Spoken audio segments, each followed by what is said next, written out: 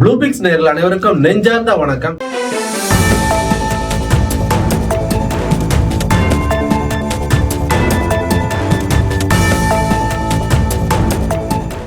இன்னைக்கு நம்முடைய அரசியல் பார்வையில வேற ஒரு பார்வை, அதாவது ஜோசிய பார்வை, அதை பத்தி பேசுறதுக்காக மூத்த பத்திரிகையாளரும் நம்முடைய நண்பருமான விஸ்வா அவர்கள் இணைந்திருக்கிறாரு. வணக்கம் விஸ்வா. வணக்கம் வணக்கம் வணக்கம். நம்ம அரசியல் விஷயம் நிறைய பிரஸ் கவுன்சில் ஆஃப் இந்தியா என்ன தெரியுமா சொல்றான், பத்திரிகைகளுக்கே ஒரு ரெஸ்ட்ரிக்ஷன் கொடுக்குறான். செய்தி போடுற இடத்துல கூட ஜோசியத்தை போடாதேன்றான். ஜோசியத்துக்கு தனியா வேணா புக்கு போட்டுக்கோ. பட் இருந்தாலும் இந்த ஜோசியத்துக்குள்ள இருக்கிற அரசியலை தான் நம்ம பேசணும். அதாவது இன்னைக்கு இருக்கிற யங்ஸ்டர்ஸ் வந்து ஒரு பாப்புலர் சேனல்ல பார்த்தேன், இந்த வருஷம் எனக்கு கல்யாணமா, இந்த வருஷம் அது சொல்ற ஒரு முக்கியமான ஜோசியர் 2020 வந்து இவங்க ஆஹா ஓஹோ அப்படின்னாங்க.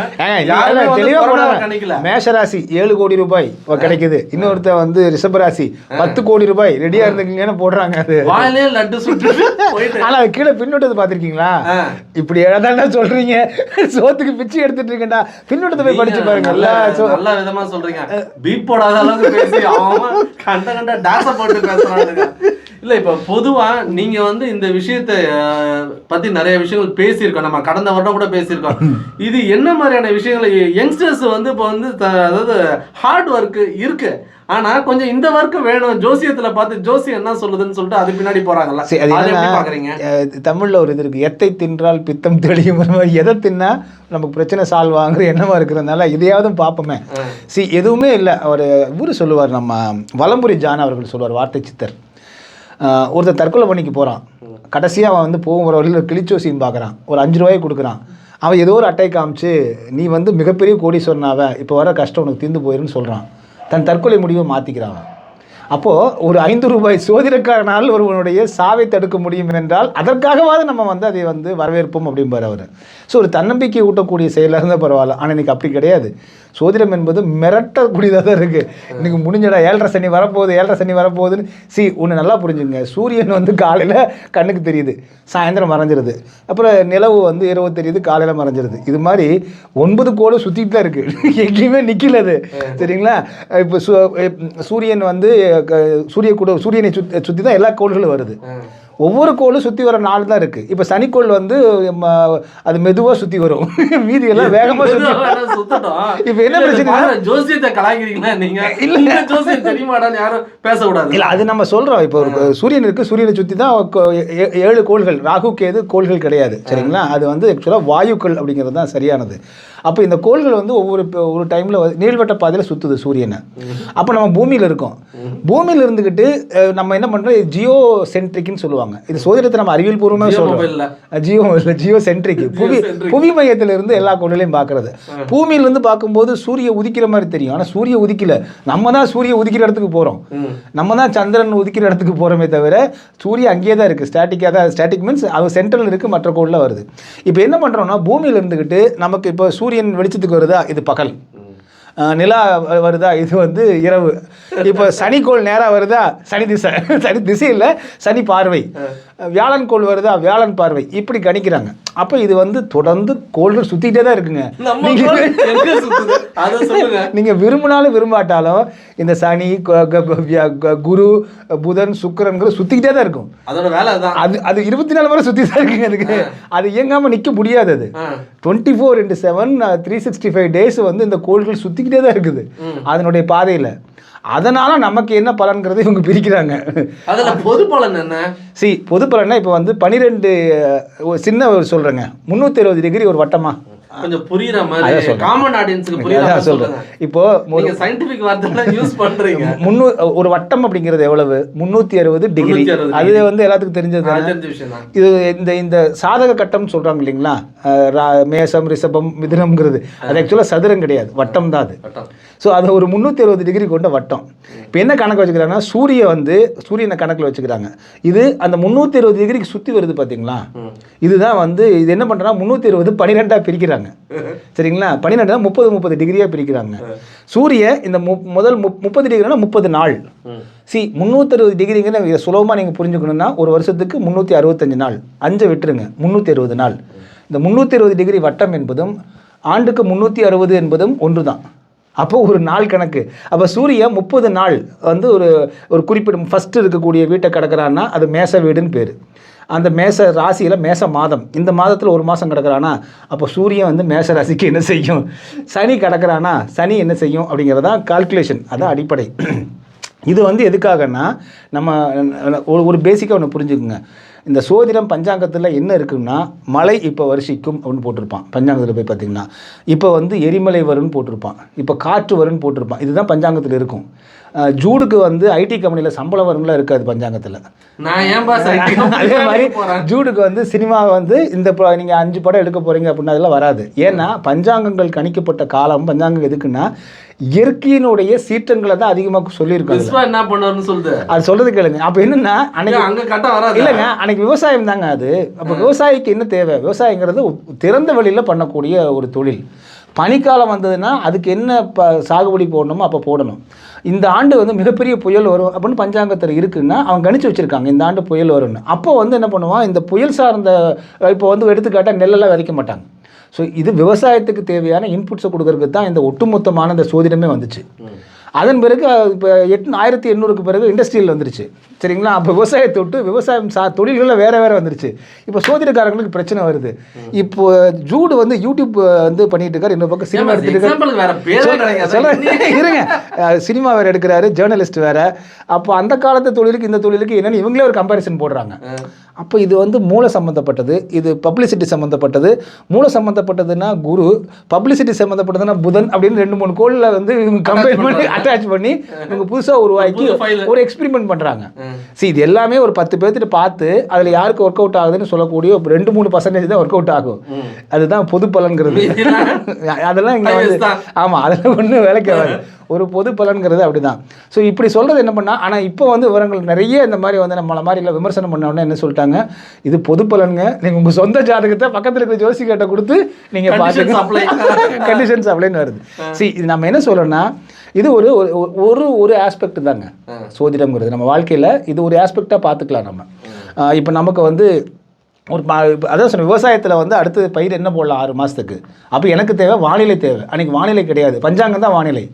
இன்றைக்கி வானிலை மையம் வந்துடுச்சு, அவன் சொல்ல போகிறான், அதே தான் அவன் சொல்கிறாங்க, சரிங்களா. அவங்க வந்து அதோட பிரைவேட் வானிலை சென்னை அதே தான் இப்போ சொல்கிறாங்க. இப்போ இந்த பிரைவேட் வானிலையாளர்கள் தான் இந்த கால சோசியர்கள்.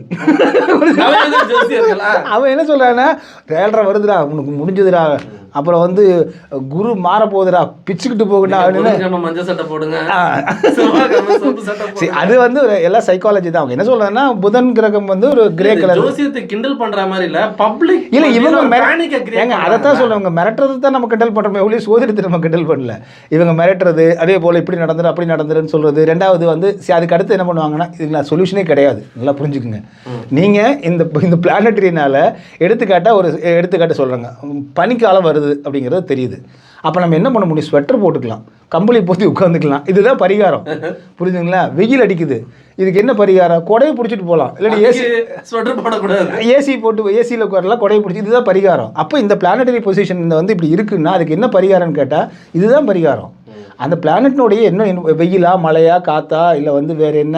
அப்போ நமக்கு வந்து ஒரு அயன் கண்டென்ட் குறையுது. இப்போ எடுத்துக்காட்டால் நீங்கள் வந்து சேட்டன் இருந்ததுன்னா சேட்டனோட அயன் கண்டென்ட்டோட தொடர்புடையது. நம்ம இதில் வந்து சித்தர்கள் ஒரு முக்கியமான விஷயத்தை சொல்லுவாங்க. ஏற்கனவே நம்ம பேசியிருக்கோம், ஊட்டியில் பேசியிருந்தோம். அண்டத்தில் உள்ளது பிண்டத்தில் உள்ளதும்பாங்க. யூனிவர்ஸில் என்ன இருக்கோ அதுதான் வந்து உடம்புக்குள்ளே இருக்குது. ஸோ கனெக்டிவிட்டி இருக்குது ரெண்டுக்கும். அப்போ ஒவ்வொரு பிளானட்டும் வந்து அது என்ன இன்ஃப்ளூயன்ஸ் பண்ணுங்கிறது நமக்கு பண்ணுது, பண்ணாமலாம் இல்லை. இவங்க வந்து மிரட்டுறாங்களே தவிர ஒவ்வொரு பிளானட்டுக்கு இன்ஃப்ளூயன்ஸ், ஆனால் இவங்க மிரட்டுற மாதிரி இல்லை. இப்போ எடுத்துக்காட்டால் ஒரு அயன் டிஃபிஷியன்சி வருது அப்படின்னா சேட்டனில் வந்து சனி கோள் சம்மந்தப்பட்டது அப்படின்னு சொல்லுவாங்க. கோல்டு சம்மந்தப்பட்டதுன்னா குரு வியாழனுடைய, ஏன்னா அந்த கோள்கள் வந்து இந்த மெட்டலுக்கு சம்மந்தப்பட்டது, இந்த உணவு தானியத்துக்கு சம்மந்தப்பட்டதுன்னு வச்சுருக்காங்க. அப்போ சிம்பிளாக சொல்லலாம், நீங்கள் வந்து இந்த ஒரு குறிப்பிட்ட ஒரு கோளினுடைய இது வந்து உங்களுக்கு தாக்கம் குறைவாக இருக்குன்னா உடம்புல அது தொடர்பான சத்து குறையும். அப்போ அந்த உணவு எடுத்துக்கிட்டால் பரிகாரம். இதுதான் வந்து சயின்டிஃபிக்கலானது.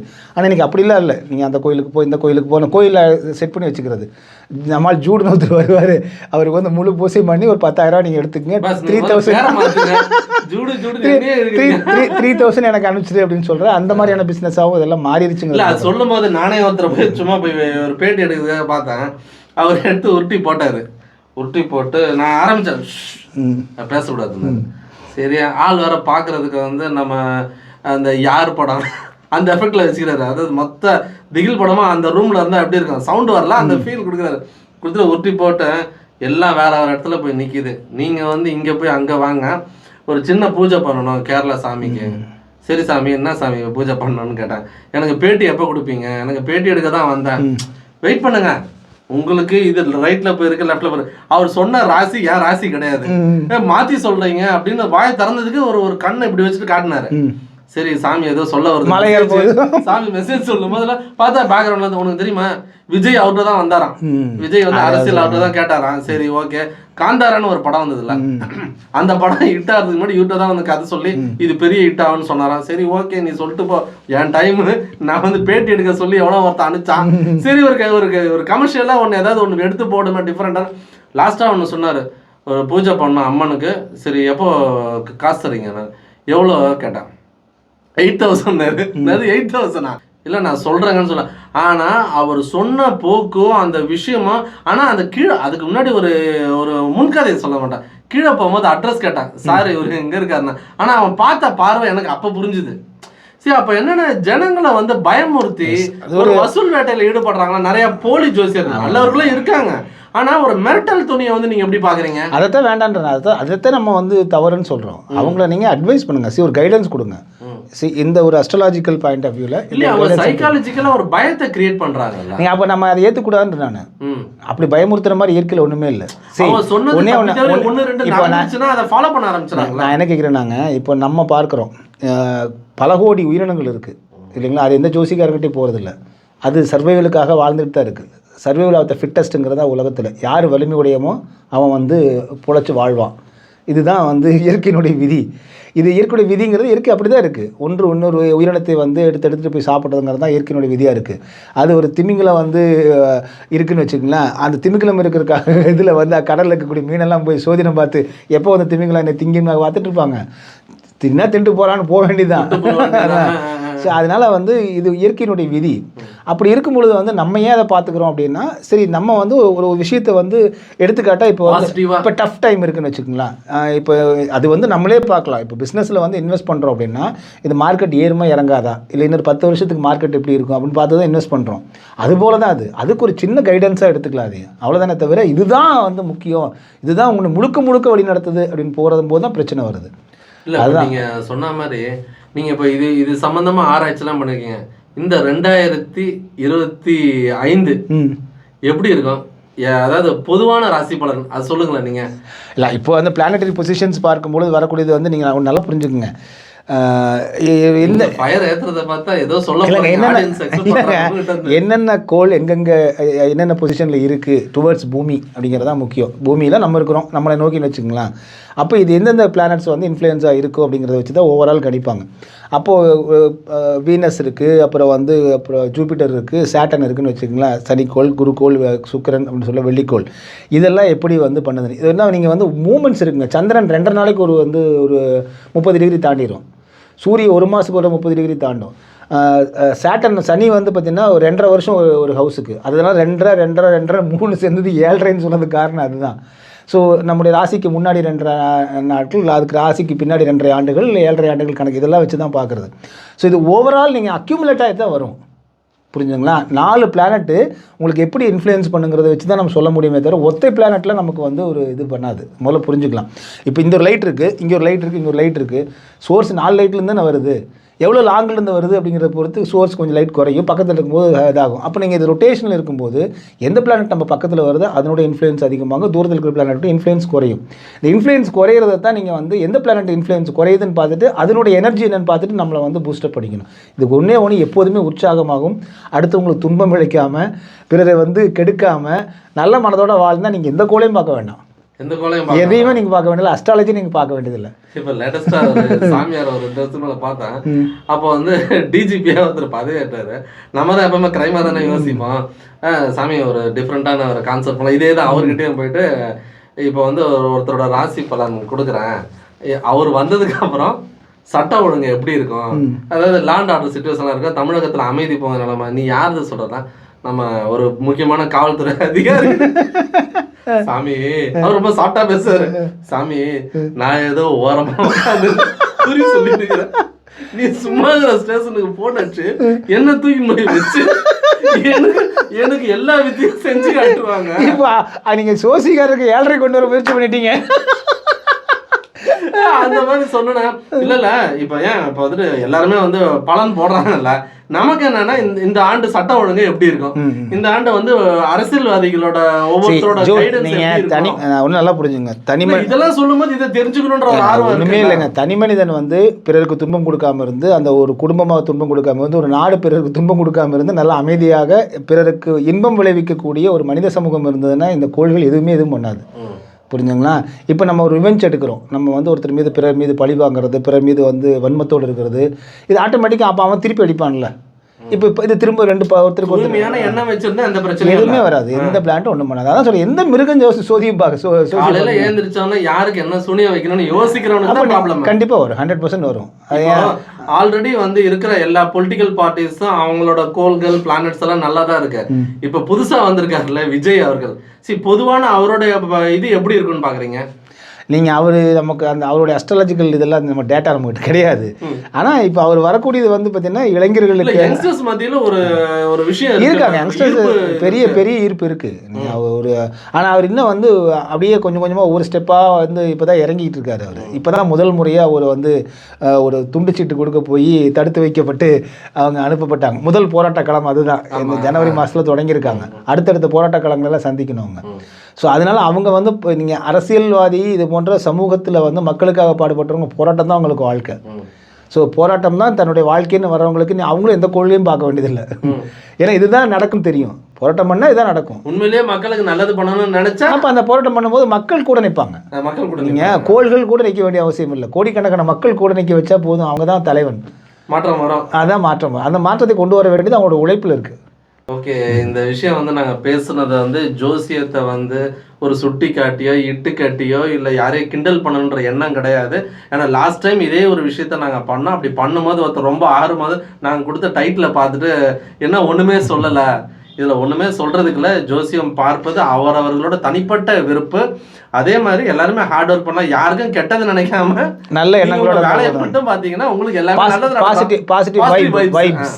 அதனால வந்து ஸோ விஸ்வா வந்து அதை தொடர்ந்து இது போன்ற விஷயங்கள் சித்தர்களை பற்றி நிறைய விஷயங்கள் அவர் வந்து பேசுவார். வரும் தொடர்களில் வந்து இன்னும் அந்த மாதிரி டிஃப்ரெண்ட்டான விஷயங்கள் பேசுவோம். ஏன்னா அரசியல் பார்வை, கிரைம் பார்வை இல்லாமல் இந்த ஒரு விஷயத்தையும் நாங்கள் தொடர்ச்சியாக பார்வையாளர்களுக்கு கொண்டு வருவோம்ன்றதை உறுதி அளிச்சுக்கிறோம். ஸோ உங்களுடைய அழகான கருத்துக்களை பதிவு செய்தமைக்கு நன்றி. மீண்டும் ஒரு காணொலியில் உங்களை சந்திக்கிறேன். நன்றி, வணக்கம். வணக்கம்.